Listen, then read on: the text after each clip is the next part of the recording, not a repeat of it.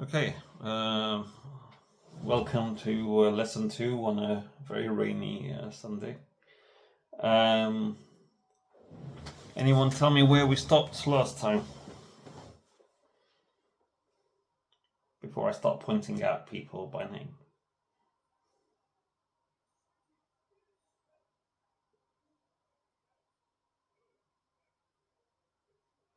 Okay, thanks. Anyone?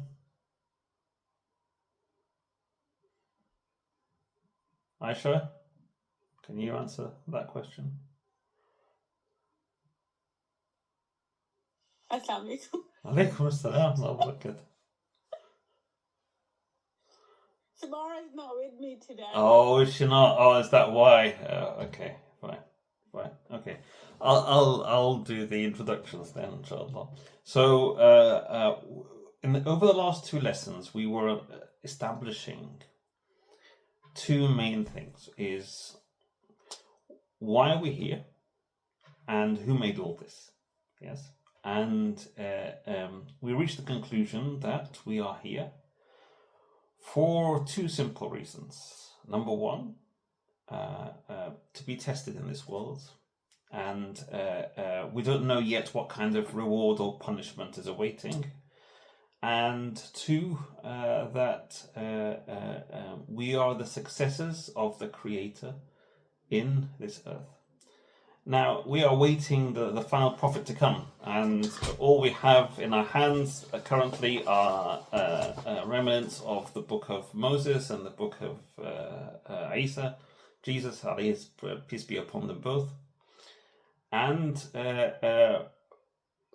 we've made the journey towards finding our Creator. And we now are at the time of awaiting for the final prophet. It's 560, the year 560, so what, 17 or 18 years awaiting, yes? And the question is to all of you, why does the Creator need to send prophets?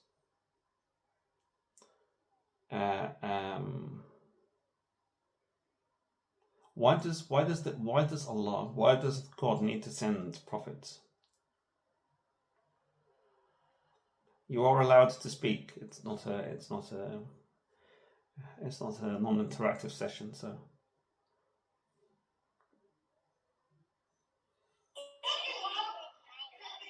Sorry, what was the question again? Why does God need to send prophets? To kind of revive the message. Okay, and to fine. Kind of remind people to stray, perhaps. Why not send a book directly? Why not just send a book, a message to all of us? Yeah, I think you can only get so much from a book compared to what you can get from someone teaching you. It's important that we come to these classes, for example, and listen to you. Okay, someone raised a hand there. Someone wants to interact. Maybe they can. I think because prophets can tell the example practically, like show them practically, because it's different when you have a practical example in front of you than you read in the book. Okay, fine. Well, these are all valid answers. But let's take it a step back. We're going to use the books of Musa alayhi salam and the book of Jesus alayhi salam to tell us about the story. And the story of humanity. Where did it start? And why does humanity have this tendency to swerve off the righteous path quite easily? So Adam is the first of humans, and Adam, from the Arabic words, comes from the word Adim al-Ard, which is the surface of the earth. So Adam was created from dirt, like all of us, like from mud, yes? And when Adam was created, it was gradual. So it was mixed water with mud, and then this mixed water with mud that then takes time to be shaped into the form of a human being, but still a statue, still no movement in it whatsoever. the secret of life is still in the hands of the Creator. Who's there? Who's there? The angels are there. Other creation of God, which are made of light. And there's one person amongst the angels who's not an angel. He's another creature made of fire. Jinn, they're called. And he's looking at Adam with a very suspicious look. What is this being that's being created? Why is there such a great deal made about this being? He goes inside of it and he can see there's cavities. And if it has cavities, clearly it's weak, because it's weak to its desires, to its needs, to its instincts. Yes. But why is the Creator giving it such a great value?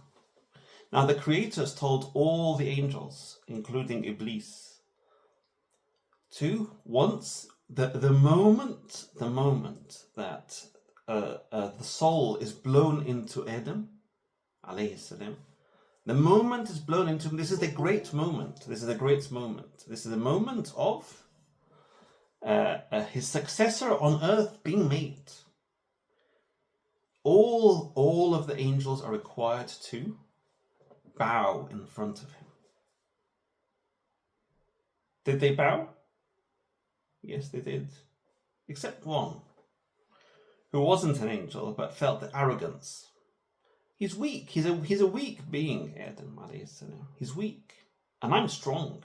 He was created from dirt, from mud, and I'm created from the tip of the flame.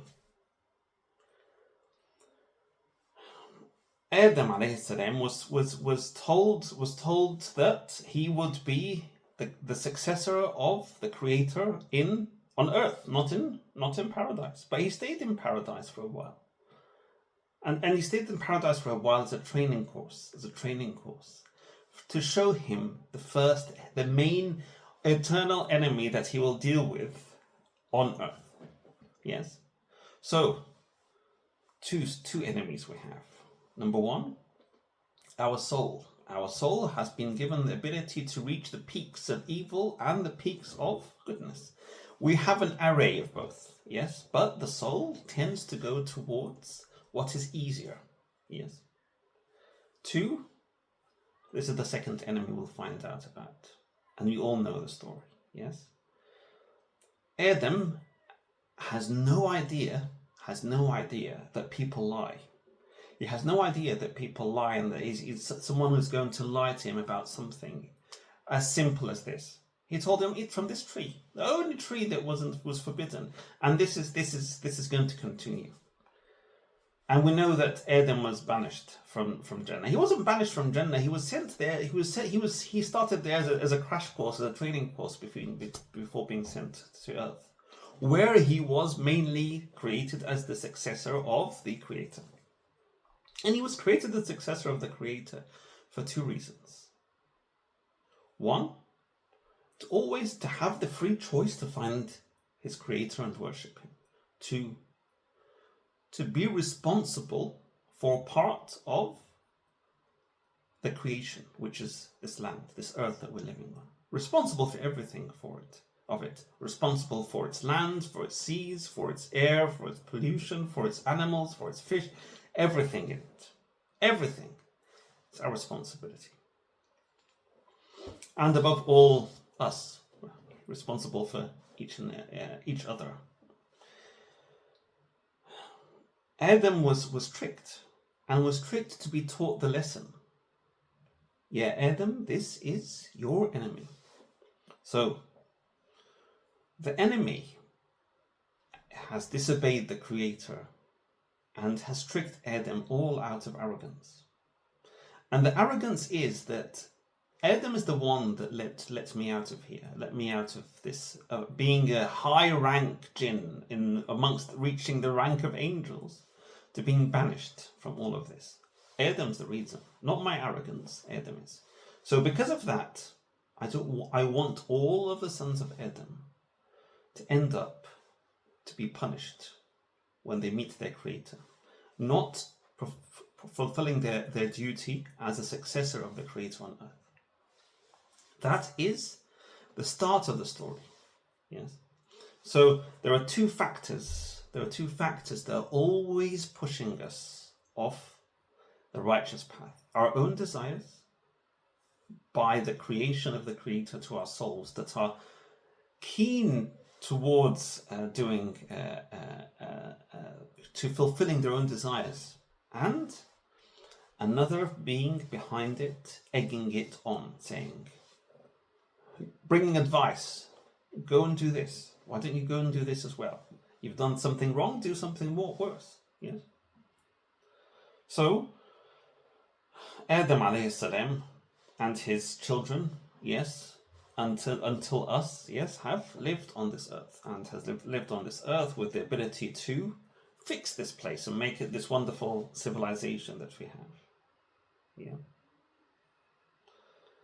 But humans started to swerve off the path. So after Adam and after his sons and his second generation, third and fourth and fifth, there were good people. There were good people close to the Creator that taught people about what is good and what is bad. So they created statues for them to memorize them. Yes. To say that we need to memorize those people as good people. To commemorate those people. Yes. Generations after that, with human desires. Yes. And the shaitan, the devil, yes.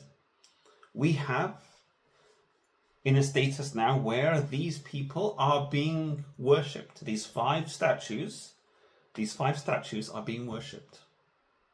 Instead of commemorating them and memorizing their great achievements, yes, they are now being worshipped instead of the Creator.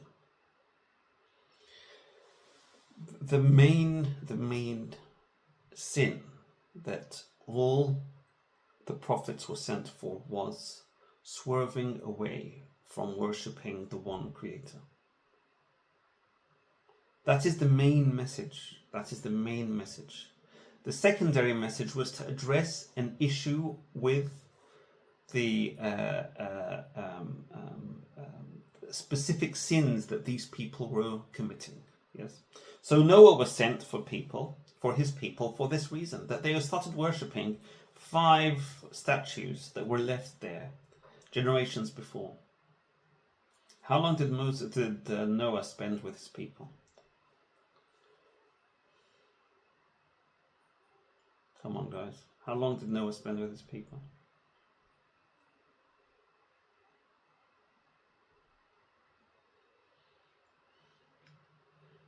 Guess. Simple guess. Any guess is okay. He spent more than 950 years. 950 years guiding the people. So the people lived and people died and people gave birth to new people that then follow the same path. So the role of the prophets were to hand over the message. Hand over the message. Is it their responsibility that people follow them or not? No, it's not. That's not their responsibility. That is not their job. Their job is to hand over the message. And as you all said, to be an exemplary example of the message. Great. So after Noah and after the great flood and after the generations that came after him, yes, people would start on the righteous path and then very easily swerve off it due to human desires and to the shaitan after them, yes. And by the way, but I'll come to that later when we talk about the Day of Judgment and everything. Okay, fine. So there were prophets that were sent with a book from God, and there were prophets that were sent directly to a located small group of people to address their problem. Yes, so where there were prophets that we know about that were given a book from God, and there were prophets that were messengers of God that were just there to advise their people.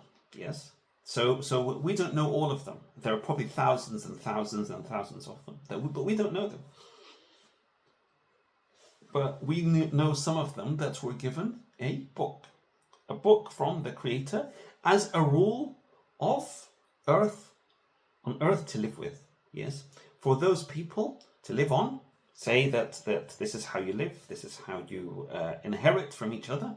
This is what the punishments are for committing certain crimes. This is what your Creator expects of you. This is what the outcome of this life is going to be.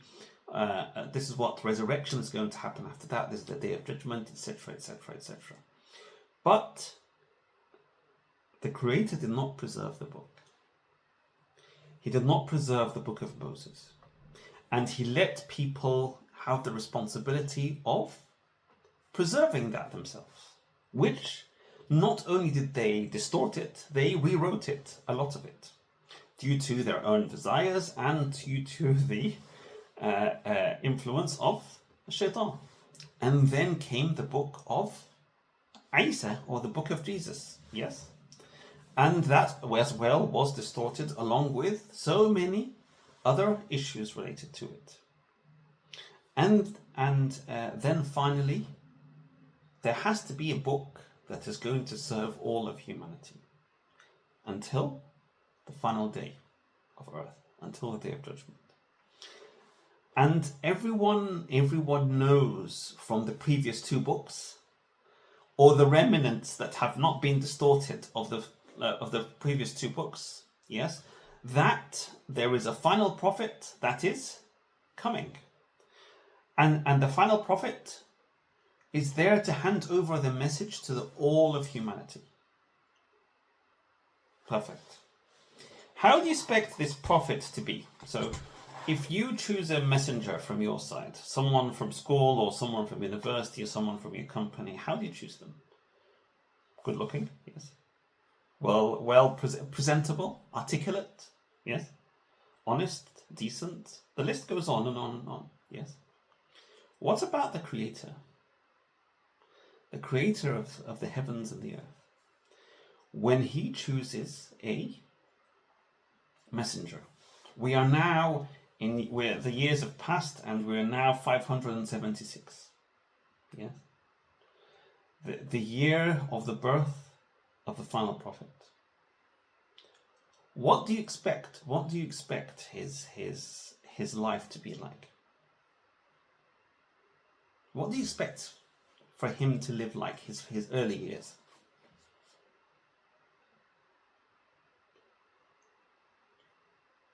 Come on. I know people know, but what do you expect? I would expect him to be born to a noble family, yes, but at the same time to have suffered in his childhood, to have suffered loss, so that he appreciates he can relate to the pain of others, yes, that he would have been brought up in a noble house, but at the same time have suffered loss and hardship, which he had, yes. That he's the truthful and honest and person. That lie is not part of his. Lying is not part of his character. Yes. That his appearance is beautiful. Yes. That he is articulate. But there's one thing specific that he shall have. And all these are describing the final prophet. So before he came to us, we are now in 576. The Jews at the time are warning the rest of the Arabs that a final prophet shall come from their side, from their lineage, and will lead them to dominate the whole Arab Peninsula. Until now, from Jacob all the way to Jesus, peace be upon them all, yes, they have all been from the Israelites, yes? They've all been from the sons of Israel, yes? Except for the side of Abraham, yes? Abraham and Ismail and onwards. But the majority of them have come from the Beni Israel, from the sons of Israel, or the sons of Jacob, yes? So they are now awaiting the time. The time is coming and saying, we know the final prophet's coming. We know how he will look like. We know how he will be brought up. We know that he will be an orphan at an early age. We know what his characteristics will be like. We even know what his features are going to be like. So from the time of Moses, alayhi salam, peace be upon him, all the way to the Prophet Muhammad, peace be upon him, the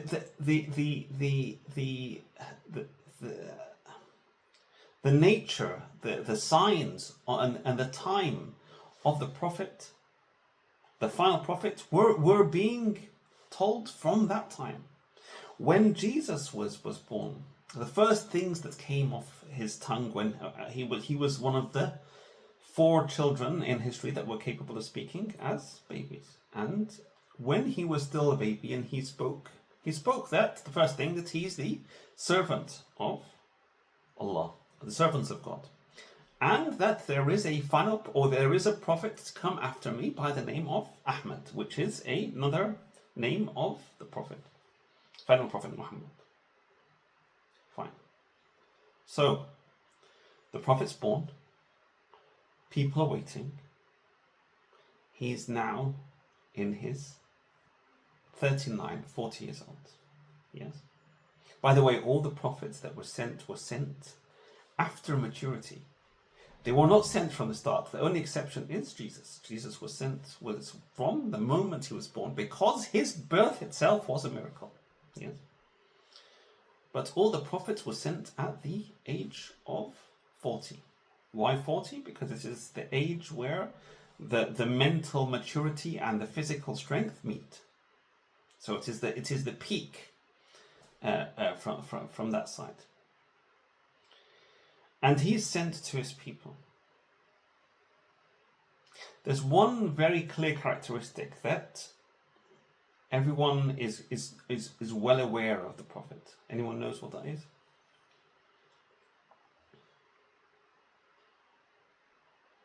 Come on. We've covered a lot of this in lessons last year.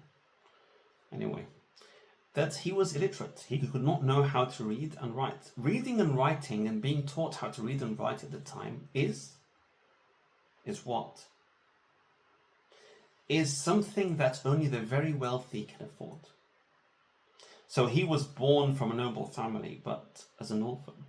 And he had to move from age of 6 to age of 8 to his grandfather, and then from 8 onwards to his uncle. So he was not, he despite being the founding family of the city that they're living in, he has not received reading and writing, and that was by design. So, if I would like to, I have a big contract worth millions, and I'd like to send a representative from my side to a client, how would the client know that he's from my side?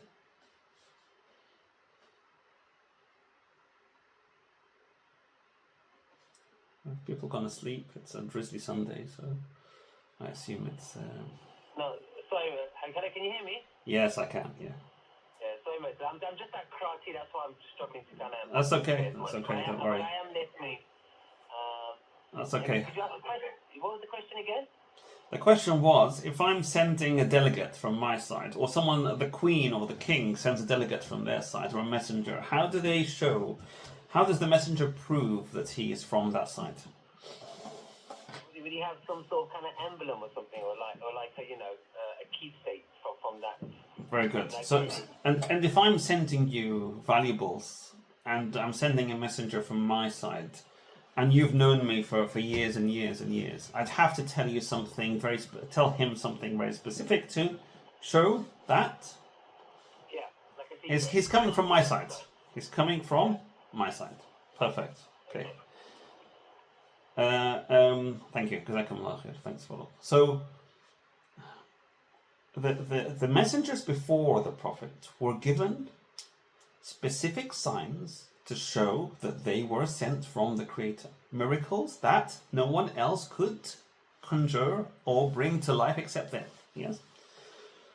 For example, for example, Moses was sent to Pharaoh, to the Pharaoh, with miracles that were only characteristic to Moses.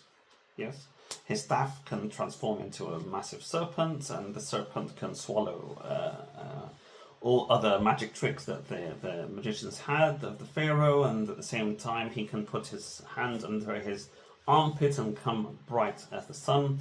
He can hit the staff, strike the sea with that staff, and the staff would, and then the sea would open into two, split into two halves, and with a dry land in the middle for them to pass.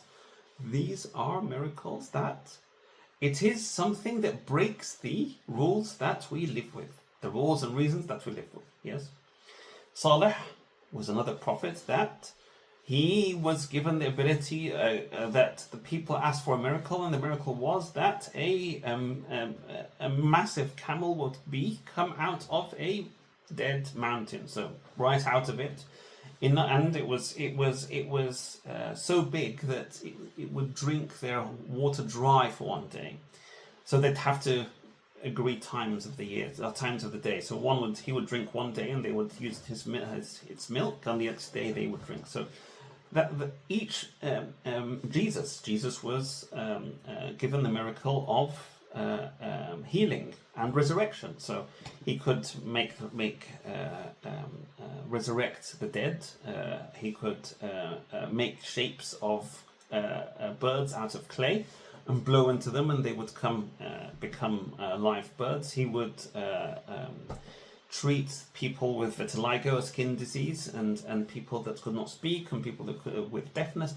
So, and always the miracle aligns to the fashion of the time. So Jesus came at a time where medicine was highly sought after, and Moses came with his miracles where magic was highly sought after at the time. So it comes to match the same characteristic of that era, but quite different from it in that way, that in a miracle that is much higher than it, and so that they can show that they come from the Creator directly. This is their proof. Yes, perfect. So what was the skill that the Arabs had that they were so proud of, that just like magic in the time of the Pharaoh and Moses, and medicine and healing at the time of Jesus? What was the main obsession of the Arabs? By the way, the name comes from there's a clue in the name, Arabs. Is it the language? The language. The Arabs were so proud. Arabic language, thanks Farouk. The Arabic language is so rich that if you compare it to the roots, which is the original words of Anglo-Saxon language, which is English, yes, you'll find that it is more than 2.5 folds the number of words. And then the derivatives of the Arabic language are multiple. So from one word, for those that studied Arabic with me last year, I'm not going to start a very sensitive topic about Arabic that was taught last year, but people that the Arabic language is so rich in its derivatives that you can use. In English, you have to say good and then very good. Yes.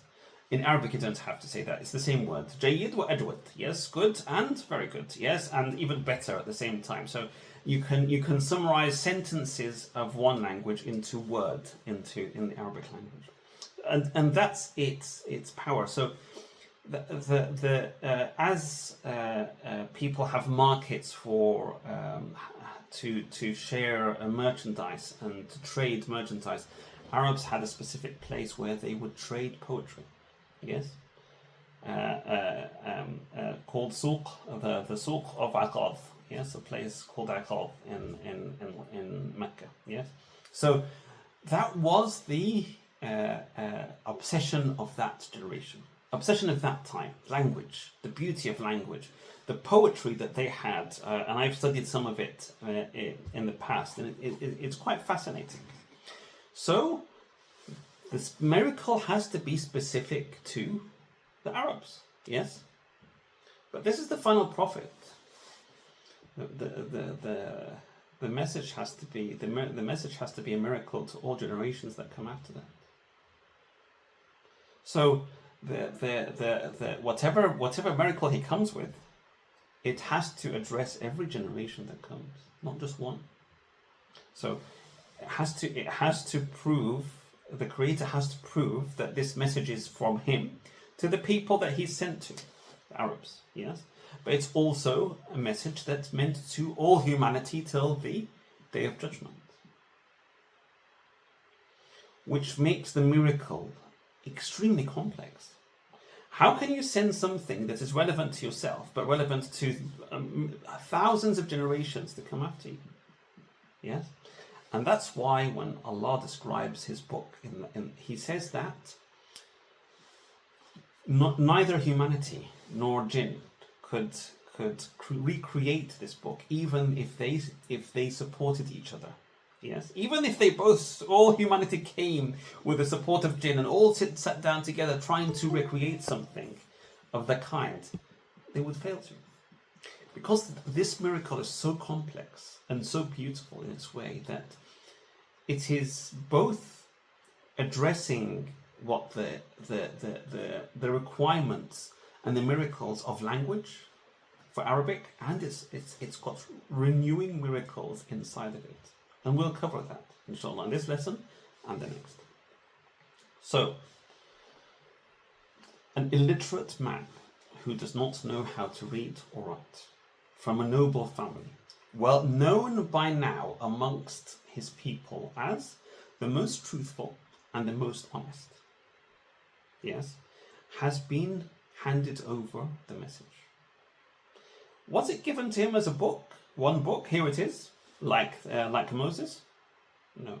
It was given to him, it was revelations over 23 years of the message. And that's a miracle on its own, by the way.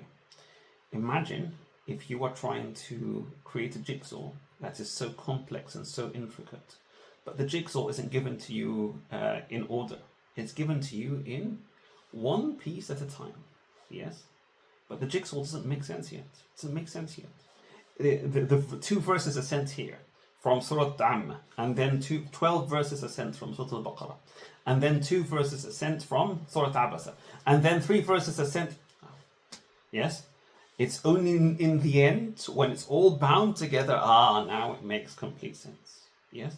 But the verses were sent to address events that happened. Yes? Address events that would reveal themselves. So, that is the first miracle of the book. The second miracle, Arabic. The language is so beautiful and so robust in its construct that the Arabs are challenged, and not Muhammad, peace be upon him, that challenged them, but the Quran, the book that he was sent with, challenged them and said, if you claim it's not from the Creator, write 10 verses like this, and claim whomever you would like as the one to be worshipped away from Allah. They failed. He said, okay, bring one ayah. 1 verses, 1. The Arabs that have books and books and books of poetry, beautiful writing, beautiful, they failed. They failed miserably. Not only that, the enemies, the direct enemies, the leaders of the tribes of Quraysh, the city they were living in, the town they were living in, would sneak at night time under his house to listen to the Quran, to listen to it because of its beauty. Imagine that you are a professor of language, and you hear something that's so beautiful that cannot be matched by anything else. How could you not believe in it? Well, not only that, but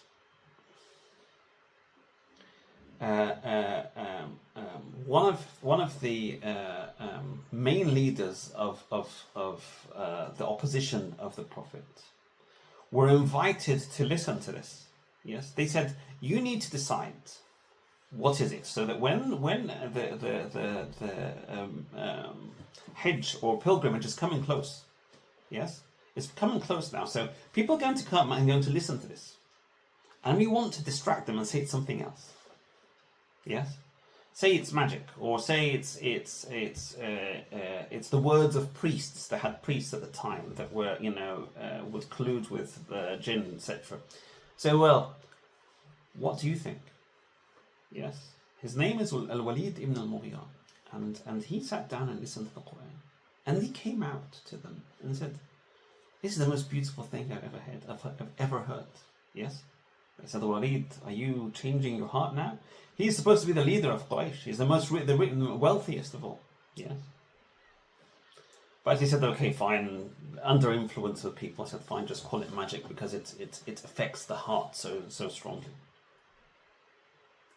So it is his being illiterate was there for a reason. Not being capable of reading or writing was there for a reason.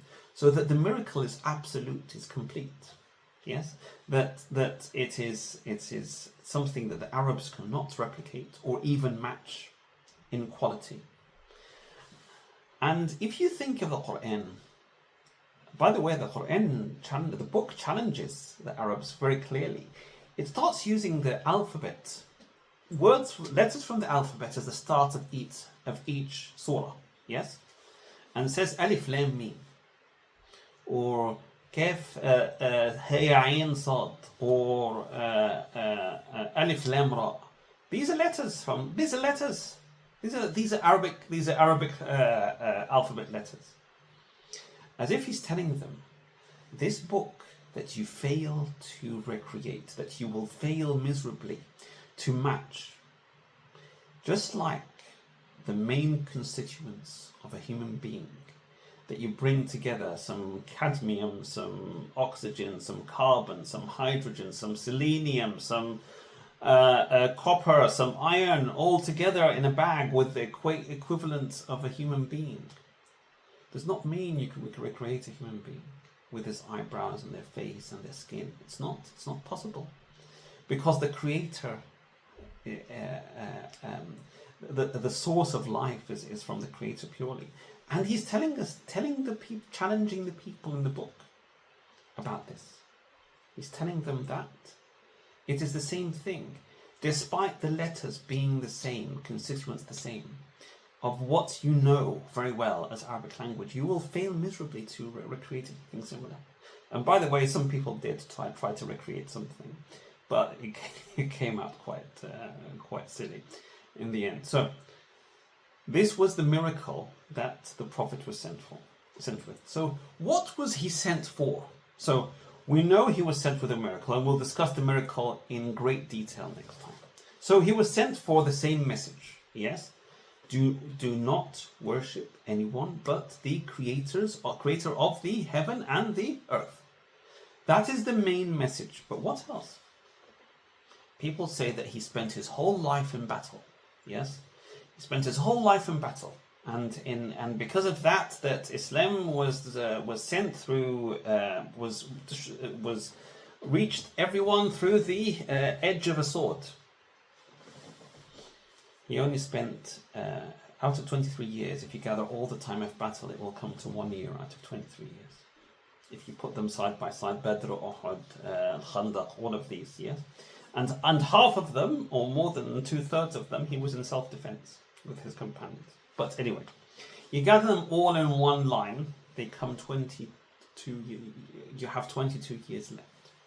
What was he teaching in those 22 years? He was teaching how to become a good human being. How can you become the best version of yourself? How can you attain mercy? Saying that the value of a Muslim is only as good as how he treats others. That the value of a Muslim is only as good as how compassionate he is to his friends. That smiling and shaking the hands of your a human companion, yes, the longer you shake and the longer you smile in someone's face is as if you've paid money in charity for the sake of the Creator. Yes, that your sins fall off like the tree leaves in autumn. Yes, that how to be a good member of society, how to be a good husband to your wife, how for a wife to be a good wife to her husband. Yes, what are the values of humanity? The 22 years after 23 years were how to raise the value of humanity in us. Yes, that was one side. And that side is quite large and prominent if you study the seerah of the Prophet Muhammad sallallahu alaihi wasallam. Yes, so people that say that it is a religion that is directing people towards violence, it's not true. There is then the next part, which addresses how do humans respond? How should humans respond singularly, and how does a society respond as a whole, and how should nations respond as a whole when they are attacked? Yes. So if I'm still if someone hits me, yes, what should I do? Yes. Well, someone attacks me and my wife and my children. What should I do? Should I wait there patiently? Should they hand them my other cheek and say, "Here you are"? No. This is and if a nation's been attacked, how does it respond? What are its rights? And if a group of nations are together, yes, and one of those nations is attacked by a neighboring nation, how should the nations around it act? Yes. So this is life. These are lessons in life. When someone dies, how do people inherit? How do people distribute inheritance amongst them? Yes. Well, if they're, are you waiting for other humans to come and make laws for you? Are they not going to be deficient? Yes. Why can't the Creator of us give us this guidance? He has. Yes. Okay, so it's about how to be a human, raising our humanity, human values as much as possible. How to respond to threat in life, as a person, as a nation, and as a group of nations. How to inherit from each other, yes? And then the very big and important question that all humanity has been thinking about: what happens after death? What happens? Why is this veil, dark veil, that no one can penetrate? And it's only one way, and people can't. What can you tell us about that? What should I expect? Everyone thinks humanity is afraid of what it cannot see. It does not know when it was an unknown. People fear death because it's an unknown. It's an instinct in us, but it's also an unknown for so many. And all they can see about it is the body. The body is put in the ground and it's buried, or etc. But what happens to the life inside of us? What happens to it? What is the outcome in the end? So what happens then after that? Oh, then there is a resurrection, there is a day of judgment. Then the day of judgment, your actions are weighed. If you are a believer in God, then everything else can be forgiven. If you are not, then it depends. Were you aware of the message? Were you not? Why did you not seek it? Why did you not look for the truth? Why and why and why? This is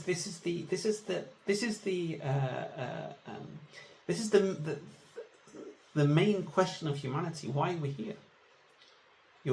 We are here because to be tested. We are here as successors of the Creator in this world, but also to be tested. Yes? And then hardship that we feel. Someone asked me last week about Gaza. Why are people being exposed to such hardship? And it tells it clearly in the Quran, and the rules come clearly then. Do you believe that you would claim to be a believer and you will not be tested? And that you would not be tested until it truly shows the value in the metal that you have. Yes, and the prophets before you have been tested. Yes, both by good and bad, until even the messenger asks, where's Allah's victory? Where is it? Where? Ala inna nasrallahi qareeb. Yes. This is the perfect. If you use this, you'll live the best version of your humanity that you can ever live. Questions that you have not have lived without being answered. People have lots of questions. So if someone attacked me, or someone hit my car, or someone stole my vehicle, or someone, and I can't get to them. Police have failed. What happens then? Then on the day of judgment, when you are all resurrected and stand in front of the Creator, this man shall be brought, or this lady shall be brought in front of you, and what you could not get in the courts of earth, you shall get now in the court in front of the Creator.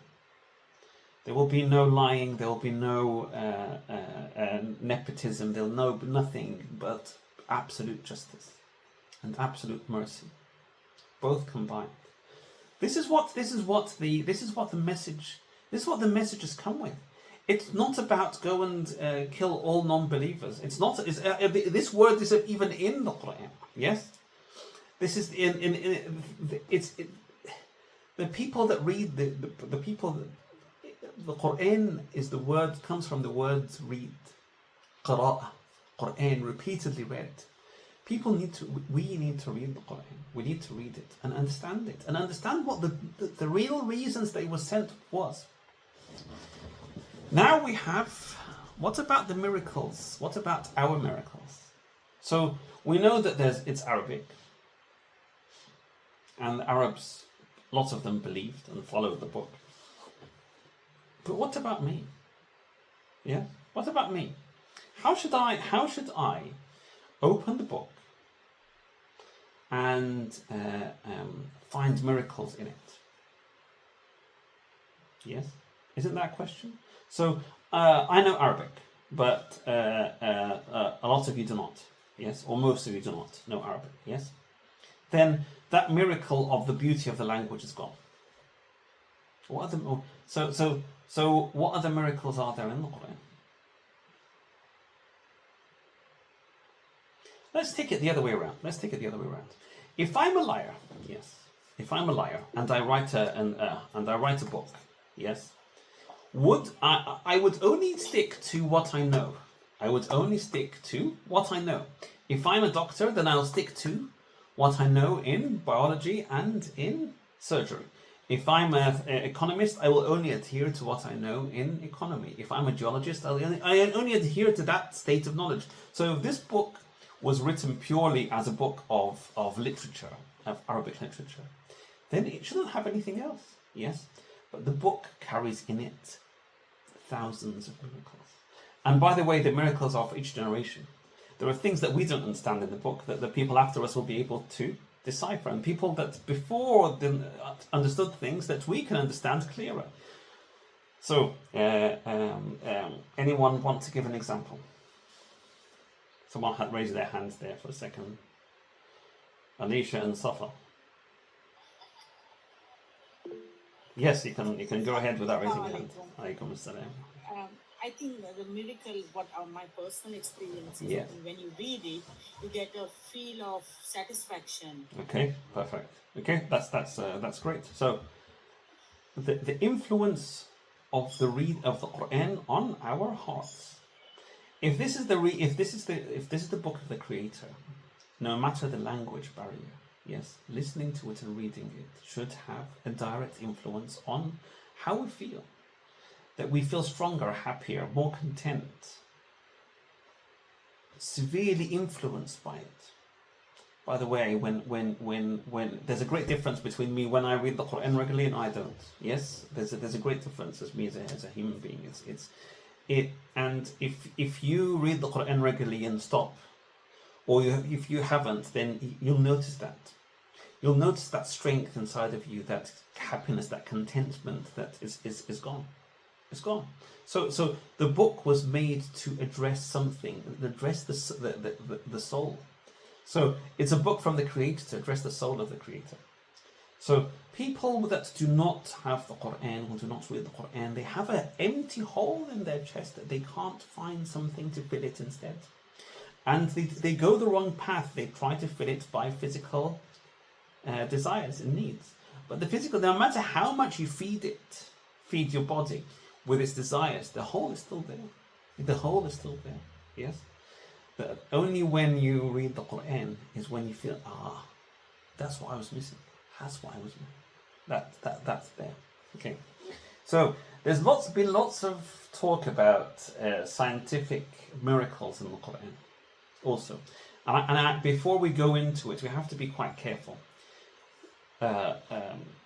Science can be both right and wrong. The Quran can only be right. So we can't. People have gone to great lengths to match certain scientific theories to enforce them onto verses in the Quran. And that's not correct, because the knowledge we know now, in 100 years past, a lot of it has changed. In 100 years to come, a lot of it will change. So science is not a religion. Science is not a religion. Quran is. Science is not a book of God. The Quran is. So when we take the verses from the Quran, we say it can be interpreted from our vision onto what we understand. So, for instance, in Surah Al-Kahf, yes, Surah Al-Kahf, so the cave, yes, it's read every Friday, yes. In it, there are description of young teenagers that ran away from a Roman emperor that was planning to murder them for being believers of Allah and not believers of their idols, Jupiter, etc., etc., yes. And they ran into this cave. Yes. And the cave there, the Quran then describes the conditions of the cave. Now, the conditions of the cave match perfectly what we know about science today. For instance, that Allah kept them tossing and turning while asleep. Yes. Tossing and turning while asleep. Yes. Tossing and turning so that they do not develop pressure sores, which now are in the hospitals. All modern hospitals have these special mattresses that keep you tossing and turning in your place so that you avoid, yes, pressure sores. Yes. Number two, that he covered their ears completely to sound, which is the main driver of waking up. There is something called the reticular activating system in the base of the brain that is responsible for us waking up every morning. If we don't have it, we don't wake up. Yes. And that system relies mainly on sound. Secondly, it relies on visual input. So visual input from light. So people have blackouts to cover their, windows, so that they don't get the reticular activating system does not get activated by light. The Quran then writes in it, the book says that, and you can see the sun when it rises, the rays of the sun bend away from the cave. And when the sun sets, it sends in enough rays that it borrows back within minutes. So the three things that would wake you up. And by the way, they slept for 300 years. 300 years. So, one, no hearing. Two, no pain from tossing and turning. So there's no pressure points, yes.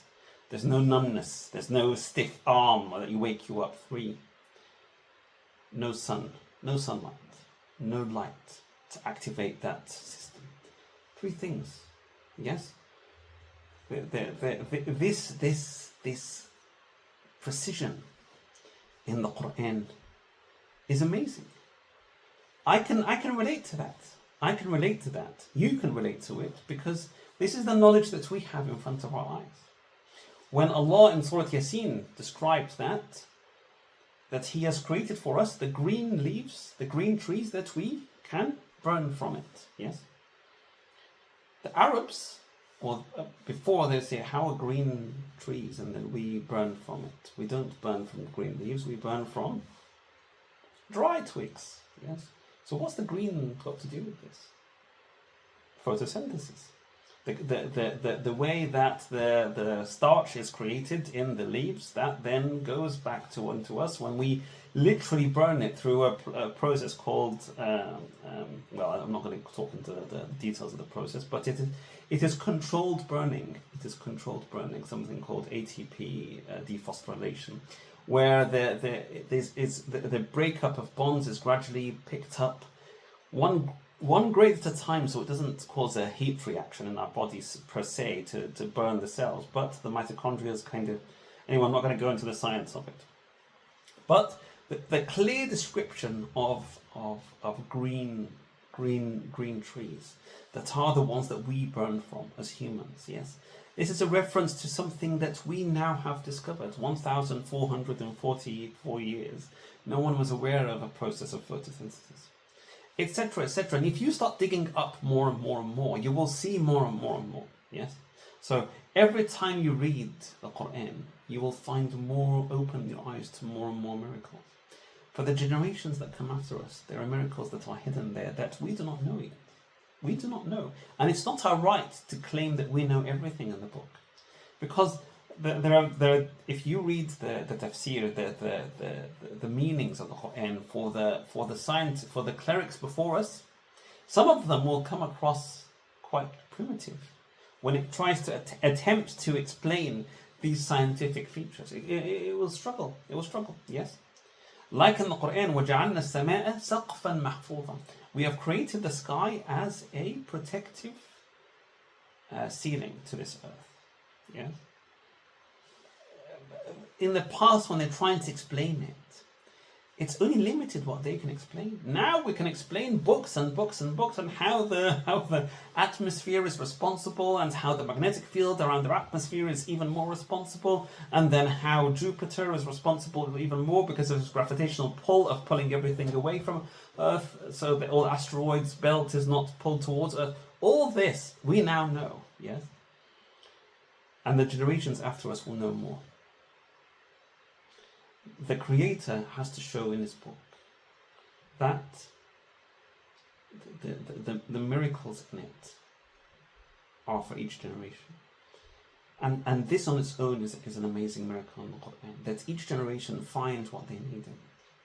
And if you're not a scientist, and if you're not a fan of science, just read it and see the influence it has on your soul.